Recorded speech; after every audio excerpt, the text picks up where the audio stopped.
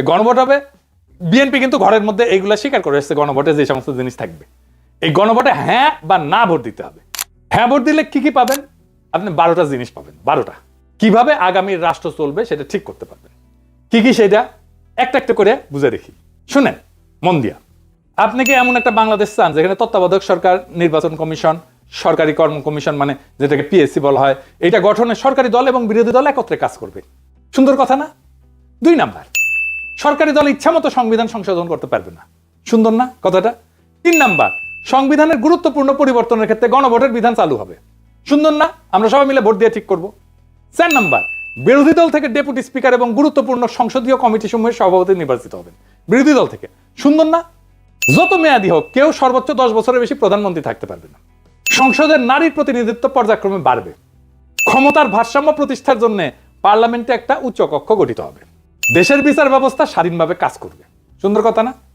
আপনার মৌলিক অধিকারের সংখ্যা বাড়বে। কি রকম একটা মৌলিক অধিকার হইতেছে, ইন্টারনেট সেবা কখনো বন্ধ করা যাবে না, এটাকে মৌলিক অধিকার হিসেবে ঘোষণা দিবে। তার হাসিনা এটা বন্ধ করে দিছিল।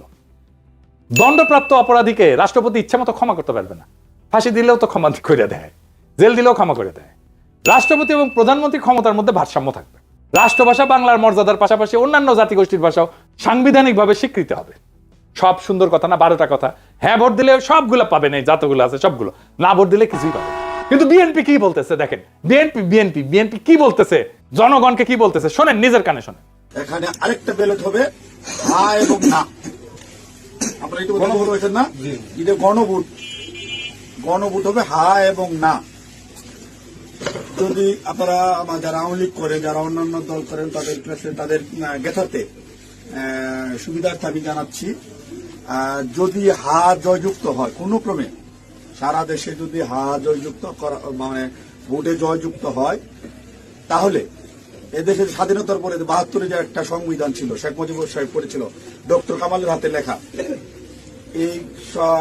এই সংবিধান টোটাল ডাউমিট করে দেবো, মানে মুছে ফেলবো। স্বাধীনতার যে আছে 71 সালে যে যুদ্ধটা হয়েছিল, এই যুদ্ধটা 71 সালের কোন ঘটনায় বাংলাদেশে আর থাকবে না। আপনার ইয়ের মধ্যে যে সংস্কার করতে চাইতেছে, যে সংস্কারের জন্য হানাবুড় হইতেছে, এর মধ্যে লেখা আছে 71 সালকে বাদ দিয়ে 24-এ যে ইটা হয়েছে, গণঅভ্যুত্থানটা হয়েছে, 71 জায়গাটা নিবে 24 সাল। কেন নিবে? এটা একটা কারণ আছে, জামাত ইসলামের একটা কারণ আছে।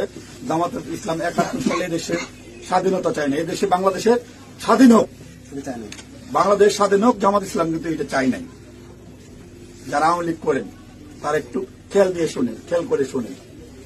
যদি হা জয়যুক্ত হয়, তাহলে আওয়ামী লীগ কিন্তু এখন মানে কি জানি প্রজ্ঞাপনের মাধ্যমে আপনার স্থগিত হয়েছে, আওয়ামী লীগ নির্বাচনে অংশগ্রহণ করতে পারবে না। যদি হা জয়যুক্ত হয়, তাহলে আওয়ামী লীগ একবারে আর কোনো মিটিং টিটিং হবে না, মিটিং টিটিং সংসদে কোথাও উঠবে না। ওই হার মধ্যে এই লেখা আছে আওয়ামী লীগ নিষিদ্ধ। এই যে 24 সালে গণহত্যার জন্য আওয়ামী লীগ কিন্তু নিষিদ্ধ হয়ে যাবে আপনাদের ভোটেই।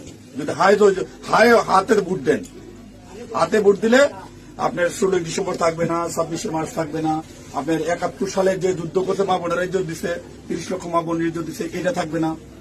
অর্থাৎ আপনারা যারা আওয়ামী লীগ করেন, দয়া করে আপনারা না ভোটের জন্য হলো, আওয়ামী লীগেরও তো আমরা আসলে বিএনপিটা হইতেছে উদারপন্থী রাজনৈতিক দল। আমরা বিএনপি চাচ্ছি সকল দল মিলে একটা দেশে নির্বাচন হোক, এবার না হোক, সামনে যেন সকল দল একটা নির্বাচন অংশগ্রহণ, 5 বছর পরে যে সকল দল নির্বাচনে অংশগ্রহণ করতে পারে। আপনারা আপনাদের যারা আওয়ামী লীগ করেন, আপনাদের দল রক্ষা করার জন্য আপনাদের কেন্দ্রে যাইতে হবে। ঠিক আছে? আপনাদের কেন্দ্রে যাইতে হবে, আপনাদের দল রক্ষা করার জন্য, না ভোট দেওয়ার জন্য, হইলে সার্বভৌমত্ব দেশ রক্ষা করার জন্য, 71-কে ফিরিয়ে, মানে 71 যেভাবে আছে স্বাধীনতার যুদ্ধটার ইতিহাস আছে, এই ইতিহাসটা রক্ষার জন্য হইলেও যারা না ভোট দিবেন, যারা আওয়ামী লীগ করেন, আপনাদের কেন্দ্রে অবশ্যই যেতে হবে।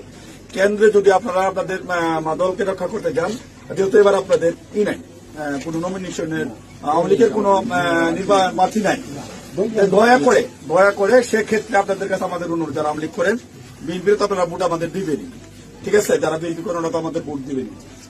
না ভোট দেওয়ার জন্য যারা কেন্দ্রে যাবেন, আপনাদেরকে যেতেই হবে, আপনাদের অস্তিত্ব রক্ষার জন্য, আওয়ামী লীগ রক্ষার জন্য হলেও আপনাদের কেন্দ্রে যেতে হবে। শুনেছেন? তার মানে বিএনপির ঘুরে ফিরে আওয়ামী লীগকে ফিরে আনতেই চায়। তারা অনেক আগে থেকে বলতেছে কিন্তু আওয়ামী লীগ নির্বাচনে আসুক। শুনেন, তবে আওয়ামী লীগের প্রধান প্রতিদ্বন্দ্বী বিএনপি চায় দলটি নির্বাচনে আসুক, নির্বাচনটি হোক অংশগ্রহণমূলক। আমরা আশা করব যে এই নির্বাচনটি পার্টিসিপেটরি হবে, সকলের জন্যই দ্বার উন্মুক্ত, জনগণ যাদেরকে সুযোগ দিবে তারাই দায়িত্ব পাবে। আমরা কামনা করি প্রত্যেক রাজনৈতিক দল এই নির্বাচনে অংশগ্রহণ করুক, কাউকে বাদ দেওয়ার হলে জনগণই বাদ দিয়ে দেবে। যখন জনগণের বিরূপ প্রতিক্রিয়া হয়েছে তখন বলে এইবার না আসুক, বিএনপি ক্ষমতা আসলে আওয়ামী লীগ ফিরবে, পরের বার ফিরবে। বুঝিস ওই কমত কমিশনে আইসা বলে আমরা সংস্কার চাই, আর কর্মীদের বলে না ভোটের ক্যাম্পেইন করতে। কি রকম জাউরার জাউরা, কি রকম খাইস্টার খাইস্টা, কি রকম ভন্ডের ভন্ড। এটাই আসল প্ল্যান। এই প্ল্যান হইতেছে গ্র্যান্ড প্ল্যান, আওয়ামী লীগকে ফেরানোর প্ল্যান। এইবার ভোটে যদি বিএনপি জিতে তাহলে আওয়ামী লীগ ফিরবে, লিগে রাখতে পারেন। এটা তো আমার কথা না, আপনারা তো বিএনপির লোকদের মুখেই শুনলেন, তাই না? আপনি আসলে ধানের শীষে ভোট দিতেছেন না, আপনি ভোট দিতেছেন নৌকায়, আপনি ভোট দিতেছেন হাসিনা রে, আপনি ভোট দিতেছেন ফ্যাসিস্ট রে, আপনি ভোট দিতেছেন ভারপ্রাপ্ত আওয়ামী লীগ রে, বিএনপি রে না। যারা আওয়ামী লীগরে ফিরে আনতে চান তারা ধানের শীষে ভোট দিতে পারেন। আমরা বলবো নৌকার ধানের শীষ দুই সাপেরই একই বিষ।